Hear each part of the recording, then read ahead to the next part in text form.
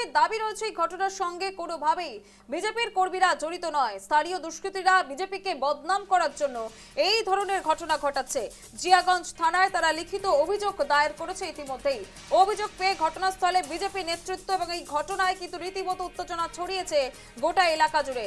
মুর্শিদাবাদের ছবিটা উঠে আসছে জিয়াগঞ্জ। আমরা ভোটের পূর্ববর্তী সময় উত্তপ্ত মুর্শিদাবাদের ছবি দেখেছি, তার আগেও দেখেছি উত্তপ্ত মুর্শিদাবাদ। রাজনৈতিক দিক থেকে উত্তপ্ত এবং বিভিন্ন সন্ত্রাসবাদী কার্যকলাপে সে কিন্তু উত্তপ্ত।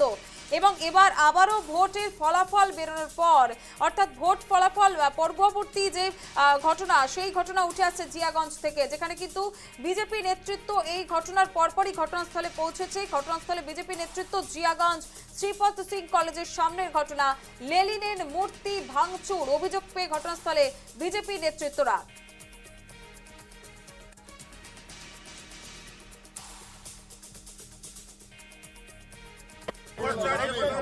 আমাদের রাজ্য সভাপতি মাননীয় শুভেন্দু অধিকারী কথা বলেছেন একটু আগে বিকেলবেলা জগন্নাথ চট্টোপাধ্যায় সিউড়ি থেকে নির্বাচিত হয়েছেন। তিনি যে কথা বলেছেন যে আমরা যদি সেই রাজনৈতিক সংস্কৃতি আমরা যদি পুনরায় একই জিনিস করি, তৃণমূল যে কাজ করেছে মানুষের মধ্যে কোনোদিন ক্ষমা করবে না। মানুষের প্রত্যাশা, মানুষ আমাদেরকে যে ভেবে নির্বাচিত করেছে, আজকে যারা কোনোদিন বিজেপি করেনি এরা অতি হিন্দু সেজে আজকে ঘটনা ঘটিয়ে চলে গেল। জিয়াগঞ্জের রাজনৈতিক সংস্কৃতি কেন বিজেপির রাজনৈতিক সংস্কৃতি কথা বলে না? বিজেপির রাজনৈতিক সংস্কৃতি কথা বলে না। যারা সাংবাদিক আছেন একেবারে সেই ছবিটা আপনাদের সামনে তুলে ধরলাম। মুর্শিদাবাদ জিয়াগঞ্জ, সেখানে শ্রীপদ সিং কলেজের সামনে লেনিনের মূর্তি ভাঙচুর।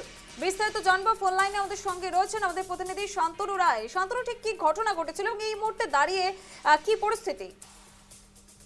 দেখো, ঘটনা যেটা ঘটলো সেখানে কিন্তু পুলিশ প্রশাসন সেখানে পৌঁছেছে, বিজেপি কর্মকর্তারা তারাও পৌঁছেছে, কিন্তু এলাকার মানুষজনের যেটা বক্তব্য যে এই ঘটনার পেছনে তৃণমূল কাউন্সিলরের হাত রয়েছে। তিনি নাকি বেশ বদল করে এই ধরনের ঘটনা সেখানে ঘটিয়েছে।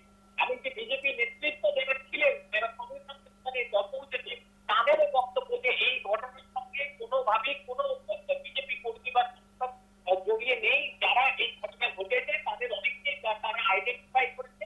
ইতিমধ্যে জিয়াগঞ্জের থানা এই থানায় লিখিত অভিযোগ দায়ের হয়ে গিয়েছে এবং স্পষ্টভাবে পুলিশকে নির্দেশ দিয়ে দেওয়া হয়েছে যে যদি এই ধরনের কোনো ঘটনার সঙ্গে কেউ জড়িয়ে থাকে সেইখানে কোনোভাবে রংপুরে রেখে তৎক্ষণাৎ ব্যবস্থা যাতে গ্রহণ করা হয় সেই ব্যাপারটিও কিন্তু নিশ্চিত করে দিয়েছে তারা। তবে আপাত দৃষ্টিতে এই ঘটনায় কিন্তু ব্যাপক চাঞ্চল্য ছড়িয়েছে, কারণ লেনিনের মূর্তিটা দীর্ঘদিন ধরেই সেখানে রয়েছে, বাম আমলের সময় থেকে সেই জায়গায় রয়েছে। এখন শান্তনু, একটা প্রশ্ন উঠে আসে যে ভোট পূর্ববর্তী যে ঘটনা আমরা দেখেছি মুর্শিদাবাদের বিভিন্ন প্রান্ত থেকে, তার মধ্যে জিয়াগঞ্জ ছিল। এবার ভোটের ফলাফল নির্ধারণের পরেও কিন্তু মুর্শিদাবাদের মানুষ কি পুরোপুরি শান্তি পাচ্ছে? তাহলে কবে পাবে শান্তি মুর্শিদাবাদ, সেই প্রশ্ন কিন্তু উঠে আসছে। উত্তেজনার ছবি এখনো। দেখো, এই ধরনের ঘটনাগুলো একেবারে শহর কেন্দ্রিক হয়, শহরের যে পরিবেশ সেটা কিন্তু ব্যাহত হয়, এটা একেবারে স্বাভাবিক কথা। আর এই ঘটনা শুধুমাত্র জিয়াগঞ্জের মধ্যে ঘটছে তা নয়, বিভিন্ন জায়গায় কিন্তু ঘটনা ঘটছে। বিজেপি নেতৃত্ব বা যারা জয়লাভ করেছে বিজেপির তরফ থেকে তারাও কিন্তু বারংবার বলছে, কিন্তু অভিযোগের দিকে যাচ্ছে সেটা হচ্ছে তৃণমূল কংগ্রেসের তরফ থেকে জানা হচ্ছে বিজেপি কর্মকর্তারা রয়েছে, কিন্তু বিপরীত দিকে বিজেপির তরফ থেকে বলা হয়েছে এই ধরনের যে ঘটনা চালাচ্ছে তাতে কিন্তু একেবারে বিজেপির বেশ দৌড়ে তৃণমূল কংগ্রেস লোকজন তাদেরকে যে করেন এলাকার পরিস্থিতি স্বচ্ছভাবে দেখা কাজ করে। আবিভাবে পুলিশ কিন্তু এটি দেখছে, তবে আপাতত এই ঘটনা যদি না হয় সেক্ষেত্রে আমাদের পরিস্থিতি আরো খারাপের দিকে যাবে। একবারে শান্তনু, অনেক ধন্যবাদ। এতক্ষণ ফোন লাইনে আমাদের সঙ্গে ছিলেন আমাদের প্রতিনিধি শান্তনু রায়। মুর্শিদাবাদ জিয়াগঞ্জ শ্রীপদ সিং কলেজের সামনে লেনিনের মূর্তি ভাঙচুরের ঘটনায় চাঞ্চল্য ছড়িয়েছে আবারও। ভোটের ফলাফল পরবর্তী যে মুর্শিদাবাদের ছবি উঠে আসছে আমাদের সামনে, এবং বাংলার কিন্তু রাজনৈতিক দিক থেকে এবং সন্ত্রাসবাদী দিক থেকে বারবার উত্তপ্ত পরিস্থিতি সেখান থেকে উঠে এসেছে, আবারও সেই উত্তপ্ত পরিস্থিতি সেখান থেকে উঠে এলো।